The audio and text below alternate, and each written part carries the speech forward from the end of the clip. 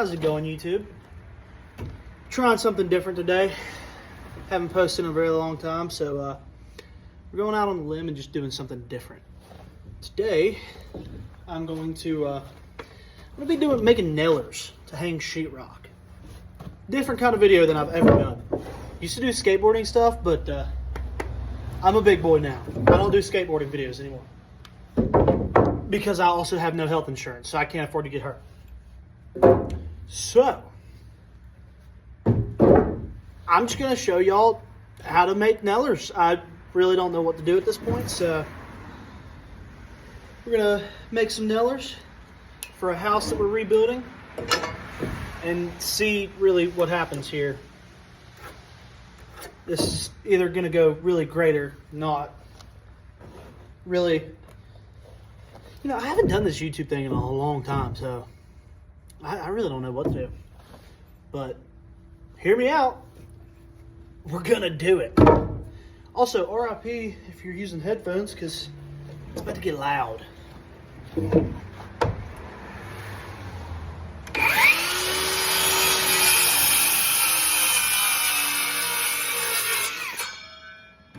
Using my trusty dusty DeWalt tools.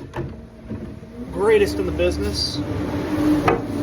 It's very noisy out here too because I'm on the main road, so we're gonna just keep going. Show you all the whole process of making these. It's really simple, honestly. Check out the pencil. It's a mechanical carpenter's pencil. It's a ox pencil. Really nice. Peep the Carhartt. Got to stay warm out here in North Carolina. It's cold as hell. It's also been pouring the rain, so it's really cold.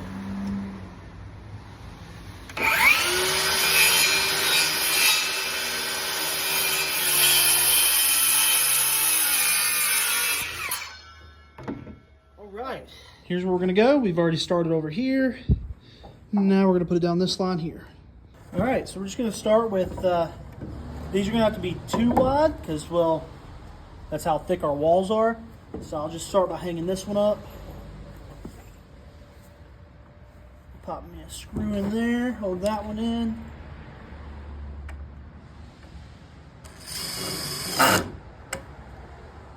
Got really crappy bits. All right, go ahead and pop in a couple more screws.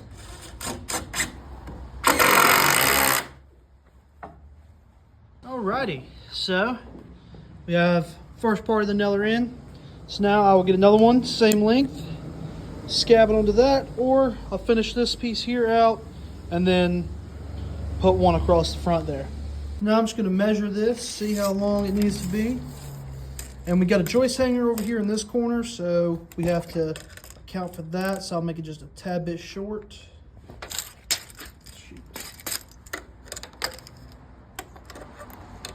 This one's got to be at least 42 7/8. So now I'll go cut that one at 42 7/8, and then we'll come back and install it. All right, so now go ahead and cut the other one. We're going to use a new 2x4 for this. I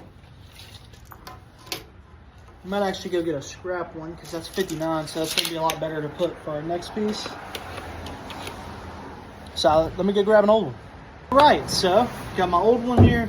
It's a true 2x4, real big piece of wood.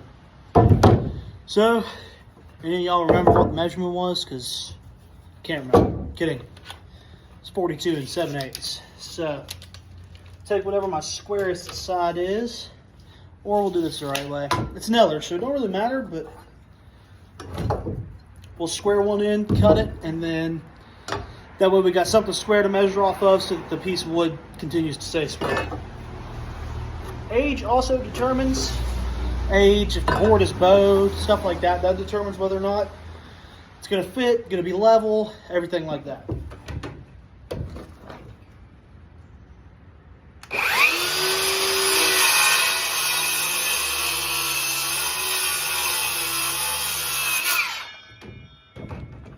All right, now that we got a square board to go off of, we will measure out, and it's going to work perfectly.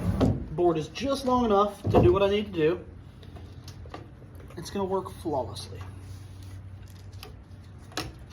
Right, 42 7/8. So now I will square that, cut it, and I'll go install it, and I'll show you all what it looks like. Next integral part of doing a Neller is making sure that your Neller is level. Got it tacked with one screw there. We'll throw the level on it. And for anybody that doesn't know, the level, if it's that way, it's out of level. If it's that way, it's out of level. You want your level to be just like that, pretty well perfect in the bubble.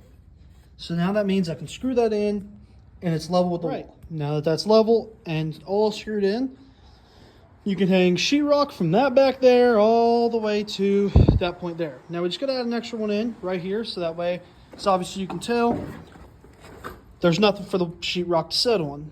You could hang it like normal, but it's best to have a Neller. Acts as almost a secondary joist because, well, you want to have something for either your flooring to set on, or in this case, sheetrock and flooring, because our sheetrock will sit on that. It'll come out about 3/4 of an inch out towards the middle of this Neller here, and then our flooring would run straight up to the sheetrock, and then you got your trim and everything else that goes with that.